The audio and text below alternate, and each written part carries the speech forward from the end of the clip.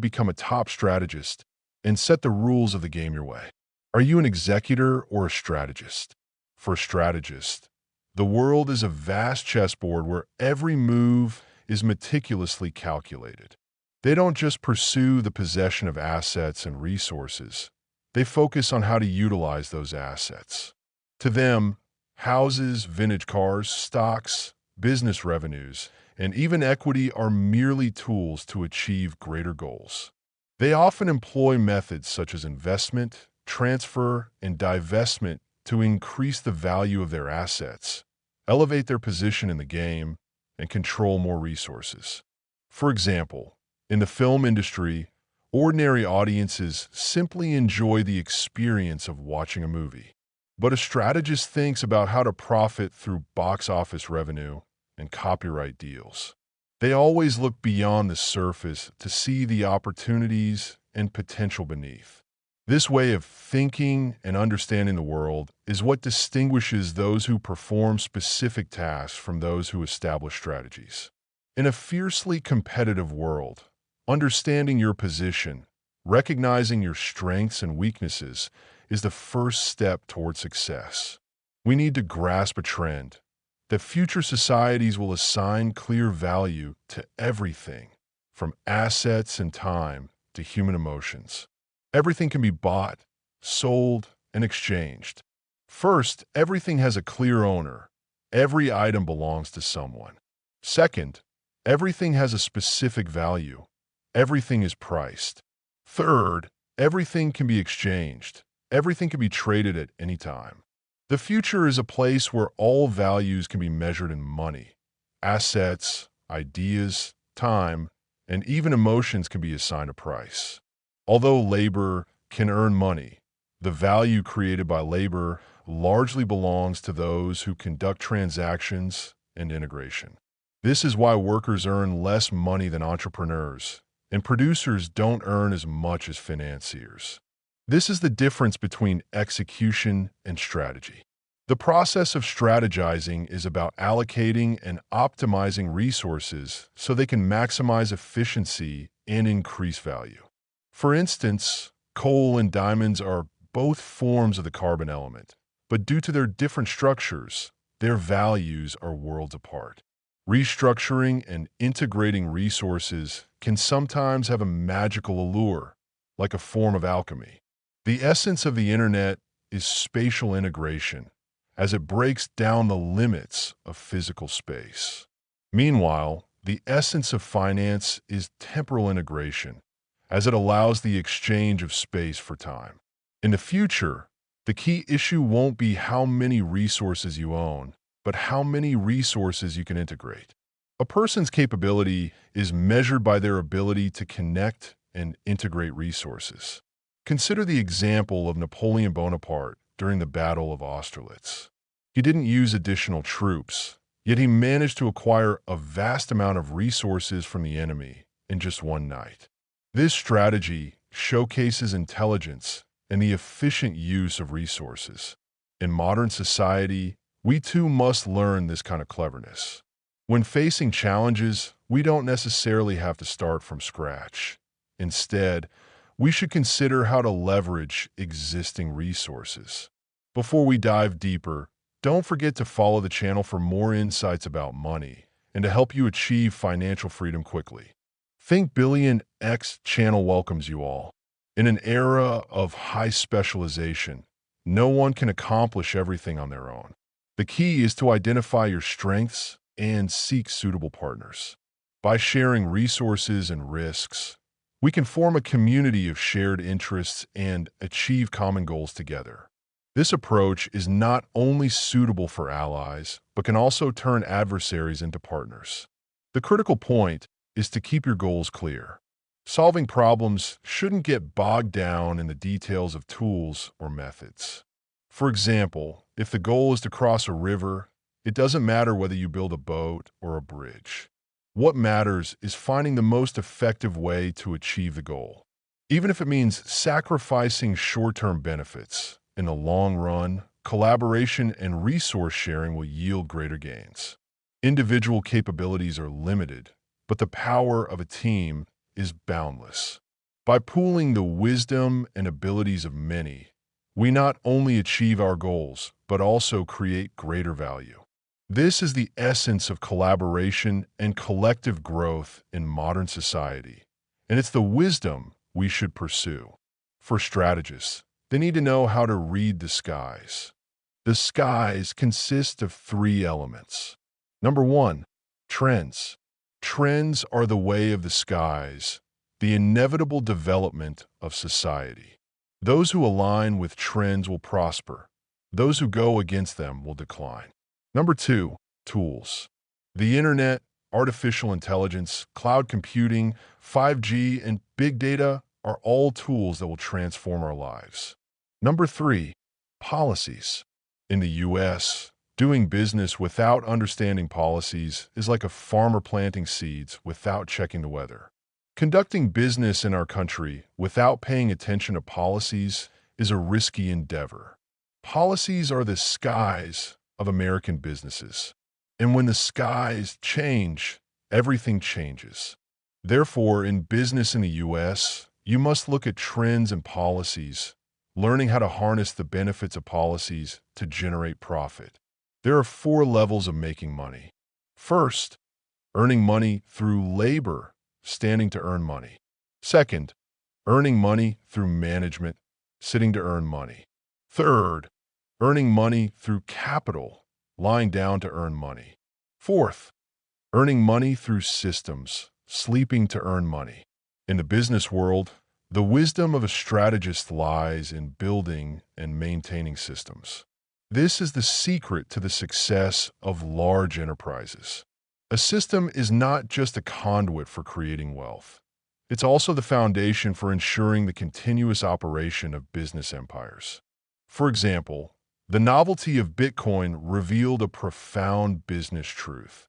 The ones who truly make a lot of money are not the speculators participating in a market, but the companies that provide the tools and platforms for that market. Regardless of whether the market rises or falls, these companies can always profit. Notable examples include the Binance Exchange and the Tether Company. Similarly, in the history of the stock market, formal exchanges rarely go bankrupt. That's because they don't just play the market game. They've created a system that allows others to participate in the game. They provide trading platforms, rules, and tools, ensuring that no matter how the market fluctuates, they can still make money. Thus, for a strategist, the key is not to join the gold rush, but to build and maintain a system that enables the gold rush to happen.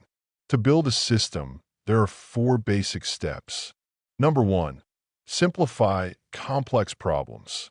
Number 2, convert simple problems into data. Number 3, transform data into processes. Number 4, turn processes into systems. In practical action, the process of building a system consists of 4 steps. Step 1, look far ahead and lead the trend. Step 2, build value and assemble a strong team. Step 3, create products and establish a system of value.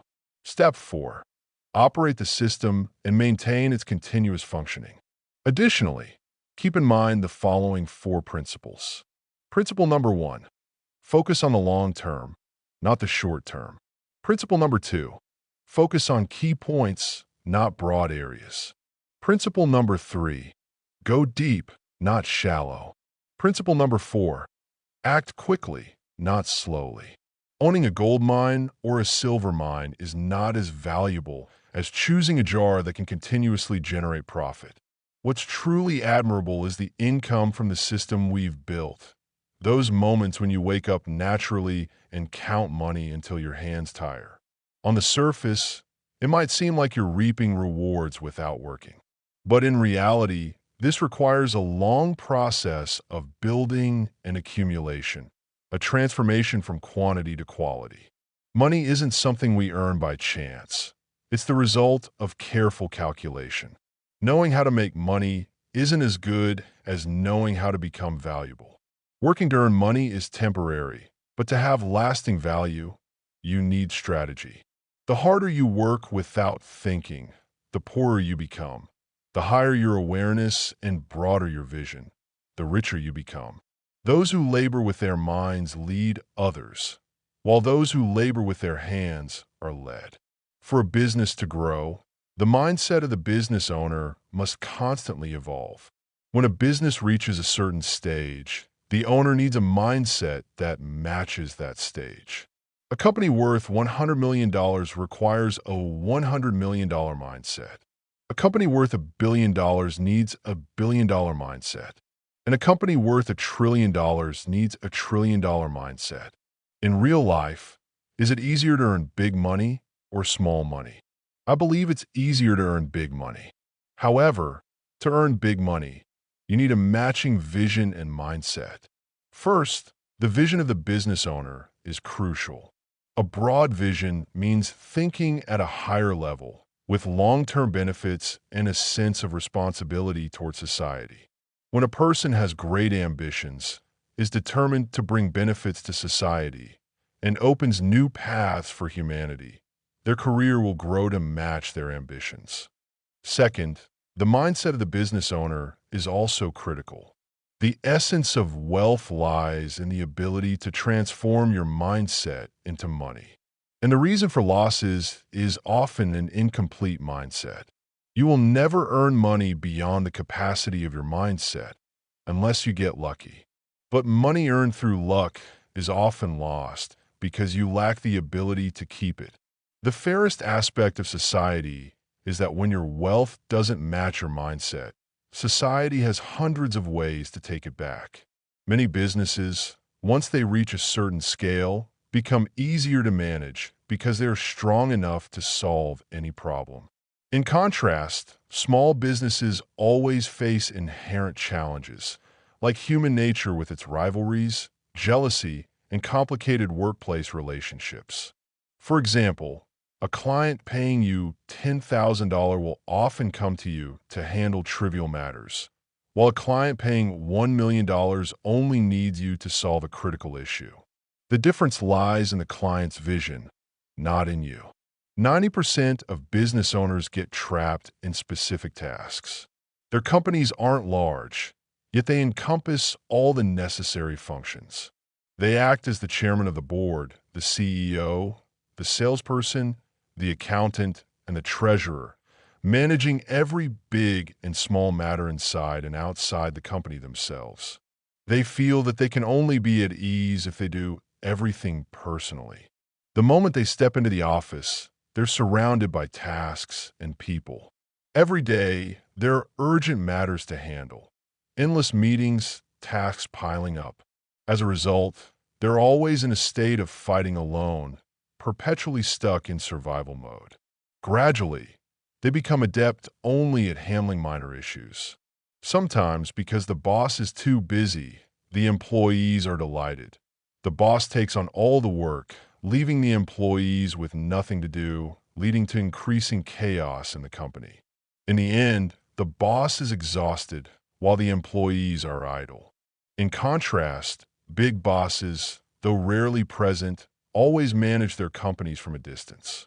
Meanwhile, small bosses constantly play the hero, saving their companies, ultimately risking self-destruction. A boss should focus on strategic tasks, planning, and setting boundaries, staying away from specific tasks. If a specific task must be handled personally, remember the 80-20 rule. 80% of problems stem from 20% of the core conflicts. A boss should focus 80% of their energy on resolving that 20% of critical issues. The truly valuable tasks are few, and the failure of many people lies in not identifying what to focus on. Therefore, you must identify your 20% that matters most. One of the key factors for a strategic boss is knowing how to evaluate and utilize people. In other words, how to assign roles. In reality, a true boss only needs to do two things. The first is finding people. George Washington once said, "In strategy, I am no match for Alexander Hamilton. In military matters, I am no match for Benedict Arnold. In governing the nation, I am no match for Thomas Jefferson. These three are far more talented than I am. It is precisely because I know how to use them that I secured the nation. Similarly, Benjamin Franklin had talented individuals like Thomas Paine, John Adams, and George Washington by his side.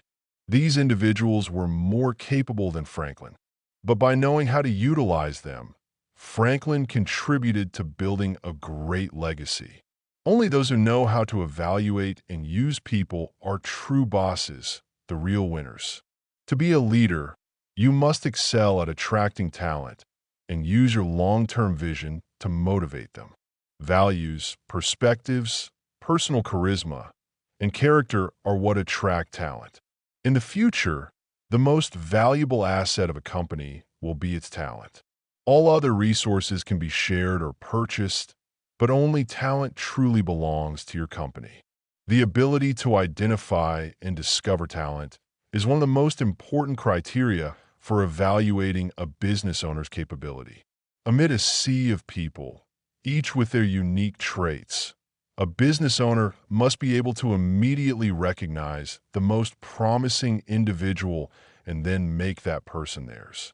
A business owner shouldn't become overly versatile, outperforming their employees, even setting an example for them to follow.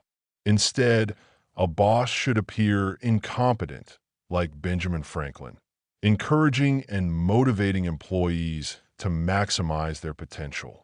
The boss should play the role of a spiritual leader, uniting everyone into a cohesive team with a shared goal. That's the work a business owner should focus on, rather than getting bogged down in daily specific tasks. The second step is utilizing talent. Once you've found the right people, the critical issue is how to use them. Remember, use a master and you'll become a king. Use a peer and you'll become a hegemon. Use a shrimp and you'll perish. If you employ someone better than yourself, you'll become a king. If you use someone on your level, you'll become a hegemon. But if you use someone weaker, you'll ultimately perish. This is a mantra every business owner must remember. Most business owners tend to hire people less capable than themselves. It's human nature. We often prefer those who are easy to manage, but fear those with superior abilities. To find people better than yourself, you need a broad vision, tolerance, and personal charisma. Otherwise, talented individuals won't choose to work with you. The secret to being a leader is finding those who are like masters and peers, treating them with respect, humbling yourself, and giving them space to unleash their talents. The success of a true boss lies in solving the human element. A mediocre boss manages products.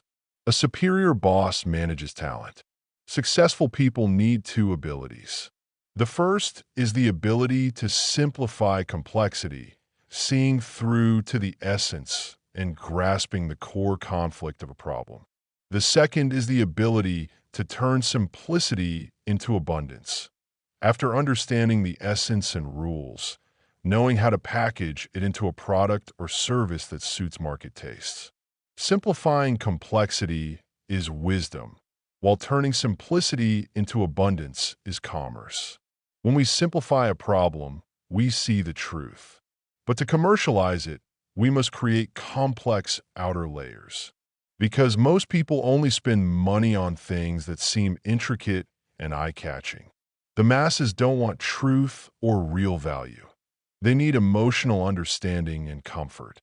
So, never impose your truth and value on others. Instead, understand their limited vision, craft stories and legends that captivate them, and you'll succeed. This is a fundamental skill for every entrepreneur, artist, and politician. See through the truth, simplify it, then create a complex illusion that mesmerizes the crowd. A true boss is someone who builds strategies. And building strategies is a game of wits against human nature. This game has 4 levels: technical mastery, refined aesthetics, the magic of applying rules, and the art of understanding laws. When you master all 4 elements, seeing through people's hearts, analyzing crowd behavior, You'll find ease and freedom wherever you go. At that point, everything in every event flows freely in your mind. Temporary success and strategy is less important than growth during the process. What matters is whether our mindset and vision grow. As long as you expand your awareness, elevate your perspective, and broaden your vision, success will come. It's inevitable. Ultimately, we realize that the greatest adversary in life is ourselves. Once you overcome yourself, it's as if you've transcended the three realms, gone beyond the five elements, remaining calm amidst honor and disgrace, watching flowers bloom and fade, clouds drift and disperse, with a serene mindset, free from a grand ego and selflessness. What the world craves is what you let go of. So, what's the difference between the 1% at the top and the 99% at the bottom? The 1% at the top love philosophy, pursuing truth and real value. Meanwhile, the 99% prefer chicken soup for the soul, seeking emotional comfort and a sense of ease. So, how do philosophy and chicken soup for the soul differ? The saying, "Ladies, no matter how much hardship you endure now, or how many betrayals you face, the world will reward you tenfold one day," is a typical chicken soup for the soul statement. This statement is entirely illogical and unverifiable. Why does enduring hardship now guarantee rewards later?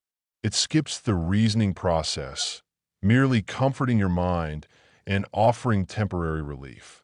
Philosophy, however, is different. Though dry and hard to approach, it helps you understand harsh truths and the core essence of issues. If you want to change, you must start with foundational thinking and take real action. It requires effort and persistence. But because this process is so arduous and the truth is often painful, many people hesitate to face it, lack the determination to change, and give up from the start.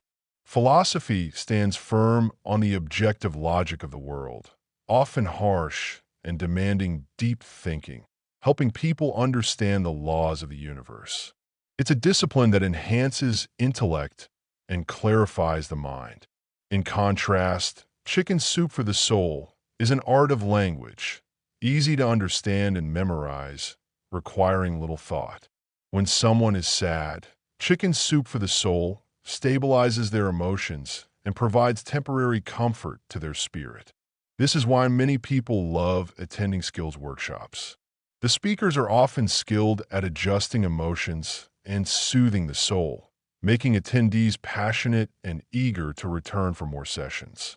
Philosophy demands rigorous analysis and reasoning to uncover the world's truths, understanding the laws governing all things, giving you the ability to see through the essence of problems. Philosophy is so real that it often hurts and forces us to reflect, but it has practical significance in life. Chicken soup for the soul doesn't require rules or logic, but when people face difficulties, failures, or losses, its value lies in comforting and soothing emotions, releasing dopamine, and sparking enthusiasm. Philosophy might seem dull to read, but after contemplation, it leaves a profound aftertaste, deepening your understanding, even leading to enlightenment. Chicken soup for the soul, when read, is incredibly captivating, but afterward, it leaves a sense of emptiness. Many people become addicted to this short-term thrill. Philosophy is hard to learn, but useful, helping people see life more sharply. When someone truly sees the world and human nature, they naturally distance themselves from the crowd, quietly steering from behind. Chicken soup for the soul is the opposite. Anyone can learn it, but it's hard to apply in reality, requiring little deep thought. Anyone can borrow a few lines, but they can't change reality. Drinking chicken soup for the soul takes no effort. Anyone can have a few bowls. But to elevate your awareness, You need deep reflection and to face harsh realities, including your own ignorance, something not everyone is willing to admit. As a result, many people avoid the truth, living temporarily in easy comforts. A typical manifestation of chicken soup for the soul is short videos on social media. Many short videos online combine novel concepts with stimulating background music and vibrant visuals, constantly impacting viewers' emotions, making them feel energized and excited. But in reality, it's just a temporary emotional stir. Looking back at human history, great philosophers like Socrates, Plato, Aristotle, Hegel, Nietzsche, and Marx left behind brilliant ideas, like lighthouses illuminating the path of human development. Meanwhile, success gurus and motivational coaches have faded away. Some fled, others collapsed, leaving only worthless remnants. The main reason is that most people can't reach the chicken meat, only comforting themselves with chicken soup. In reality, the 1% have eaten all the meat. The remaining bones are boiled into chicken soup for the 99%. This is logical and inevitable because this world is always run by the 1% who possess deep thinking, holding the truth in foundational logic, thereby controlling the world. The remaining 99% live in illusions. And each time they wake up, they realize they've been harvested and the world has changed. The truth always lies in the hands of a few. In other words, the vast majority will never touch the truth and will therefore always be controlled. 99% of people prefer things that are quick, easy, and don't require deep thought. The essence of business is exploiting this human weakness to make money. The harshest truth in the world is that the 99% at the bottom sustain the 1% at the top. The greatest role of the bottom is to serve as a supporting component, helping those at the top live better and achieve freedom. If the bottom truly learns to think, those at the top would be very worried, as their positions could be threatened. To prevent this, the top creates plenty of chicken soup and comforting slogans, along with entertainment, to keep the bottom immersed in them. This method is extremely effective. Most people at the bottom can't break free. Even if the rich reveal the truth to the bottom, will the bottom accept it? Most of them are accustomed to chicken soup for the soul and live in emotional comfort. They'd rather accept sweet lies than face harsh truths.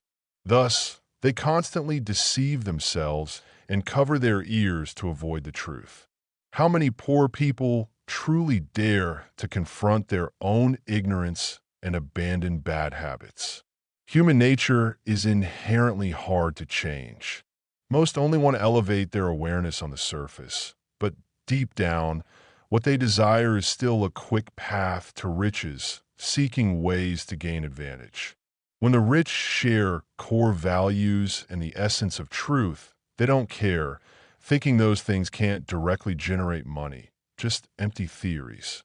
This is exactly what the Tao Te Ching says. The highest minds hear the way and practice it.